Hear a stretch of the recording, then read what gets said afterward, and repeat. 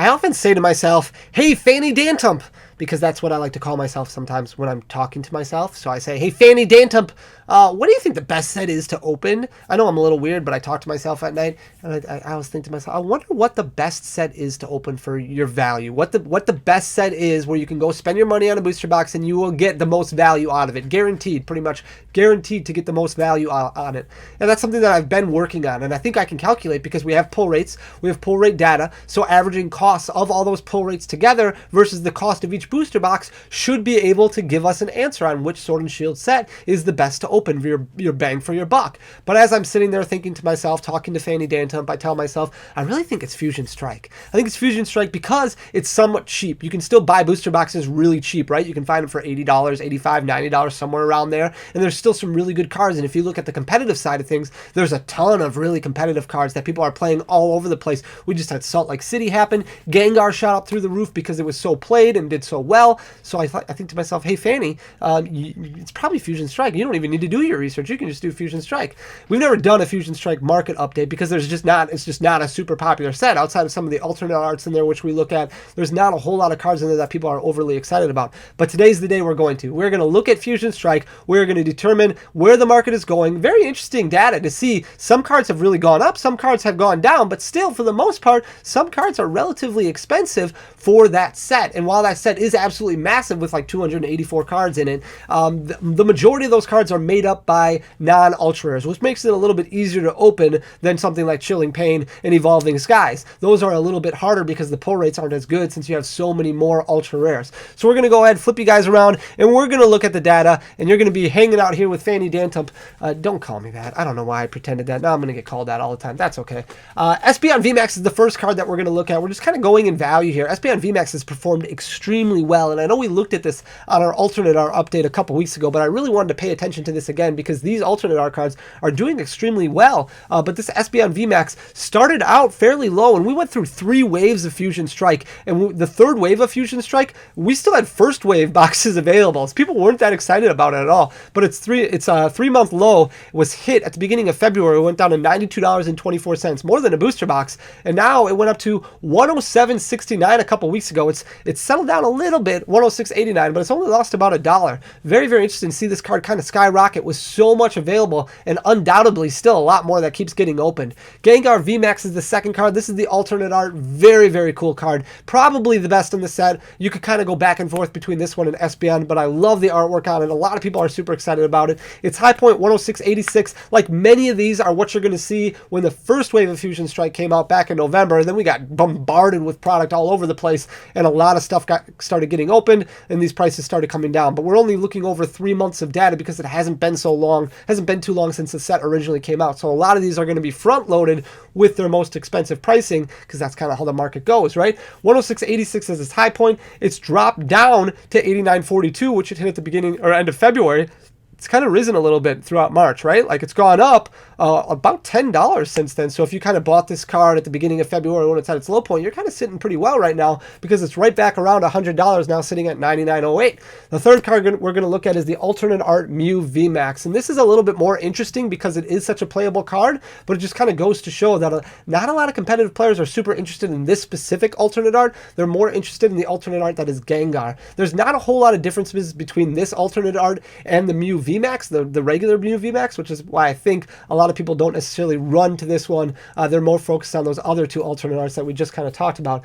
69.25 is its low point, which it hit a couple weeks ago. Now it's kind of gained a little bit of luster back. It's at 74.61, still way off of its 94.71 3-month high, which it hit kind of at the beginning of December, end of November when the set was originally released. If we look at Mew VMAX, the Rainbow Rare, we've got a nice little arc here where it went up, and then went back down. So it started out pretty low at the end of December. As you can see, it started out at 44.03 all the way back in December, and then started rising all the way up to 58.42, which it kind of hit at the end of January, and now it's gone back down quite a bit, where it's sitting at 49.61, kind of in the middle of its high and low point. So it's got a really nice upside down U shape, which is pretty interesting. If we look at the alternate art Mew V, 45.47 was its low point, which is kind of where it's at right now. It's been going down quite a bit, which is a little interesting for these alternate arts. And this is this is a pretty alternate art. This one looks really cool. 5624 was its high point, which it actually hit at the beginning of January, a little bit later than what we've seen from a lot of these other cards at either their low point or their high point. The Mew V-Max is always a lot of fun to look at, and the reason behind this one is purely competitive. Lots of competitive implications with this card. It's really good. It won Brisbane Regionals, and then all of a sudden you had Salt Lake City, and it did really well in Salt Lake City, but didn't win. So 2563 is its low point, which it actually hit in the middle of February, and then started gaining some traction back closer to that 3-month high because of how well it's doing in competitive play. 3521 is still its high point, which it hit at the end of December. But overall, and this is what I was talking about my assumptions with Fusion Strike, because of the competitive implications of the set, a regular VMAX that is selling for $35 doesn't happen very often because that card is a little bit easier to pull. So something like Darkness Ablaze, where the most expensive card in the set probably is a Charizard VMAX, usually doesn't happen very often, where a VMAX card is kind of like one of the more expensive cards in the set. And this isn't the only one that we'll see on this list, but Mew VMAX doing very, very well. 3281 is its current market price. Then we've got the Inteleon VMAX alternate art. A lot of excitement behind this card when it first came out, but it has performed very, very poorly ever since then. It had its high point kind of at the beginning of January, so it went down a little bit, kind of climbed back up to 3863, and now it's dropped all the way down to $29.70, barely higher than its low point, which it hit a couple weeks ago at $29.07. The Breakdancing Genesect, also a very fun looking alternate art. Again, a card that's done just not great as far as the market goes, and I think a lot of competitive players kind of stick with the regular arts when it comes to that, so we'll see the regular art Genesect V on this list. But $37.99 as its high point, which it hit in the middle of December. Then it started going down, currently sitting at $26.08, which is just off of its 3-month high, which is $24.92. Then we've got the alternate art Celebi V, and this is one of my favorites in the set. I think this card is absolutely gorgeous, but it does not perform nearly as well as what we saw from that Espeon and that Gengar. Its high point of 3220, it hit at the beginning of January, and just when you thought it was going to kind of keep going up, it's really gone down, and it seems like it can't make up its mind, because it started going up again in the middle of February, and then now it started going down again, where it's sitting at $24.75, which is barely above its 3-month high, which is $23.82 that it hit a couple weeks ago. Here's the other VMAX we were talking about, the Gengar VMAX. This one has shot up to the moon because of what happened at Salt Lake City. Very, very popular, ended up winning the event. Lots of people like Gengar. Lots of people want to play with Gengar, play the competitive game with Gengar, and now they saw how well it can perform. So $25.80, which is its 3-month high point. That's what it's currently sitting at. Its low point of $14.11. It actually hit in the middle of February, and it was pretty consistent, from December all the way up to March, and now all of a sudden you can see just skyrocketed, and that's really interesting to look at, and really what I try to convey to you guys is how much of an impact competitive play can have on some of these cards. So now you all of a sudden, 2 weeks ago you had a $14 card, and now look, boom, it's worth double that, over the span of 2 weeks, which is very interesting. Mew V, a card that's popular because of its competitive playability, but also because of its collectability. So you look at this full art, obviously going to be a fan favorite for many people. Its low point of 1947, it hit at the beginning of March, but its high point of 2620 hit at the beginning of January. So it's done nothing really good, but go down since its high point of 2620, but now it's starting to rise back up a little bit. So it's sitting at 2170. We'll see how it continues to perform. If we look at the fire energies, secret energies I like to put on here because secret energies are just very interesting to me. They used to sell extremely well. When the fire energy came out, I think it was Guardians Rising, maybe it was Burning Shadows, one of the two sets, but it was a very expensive secret rare energy card. Now, how these reprints perform is something that really interests me, because some of those secret rare energies did really well throughout the Sun and Moon block, but now we see them again in the Sword and Shield block. So is that going to impact a lot of values moving forward? It'll be interesting to watch, but you can see up, down, overall, only 1567 as its high point, 1213 as its low point, which is just rebounded off of. It's currently sitting at 1251. But a secret rare energy card for under $13 obviously seems like a pretty good deal if you're somebody who bought a lot of secret rare energy cards back in the Sun and Moon block. Then we've got the full art Genesect, also kind of going down quite a bit. Some of these cards are really starting to just drop, and I think a lot of that has to do with more Fusion Strike being opened, but also because some of these cards were fairly expensive.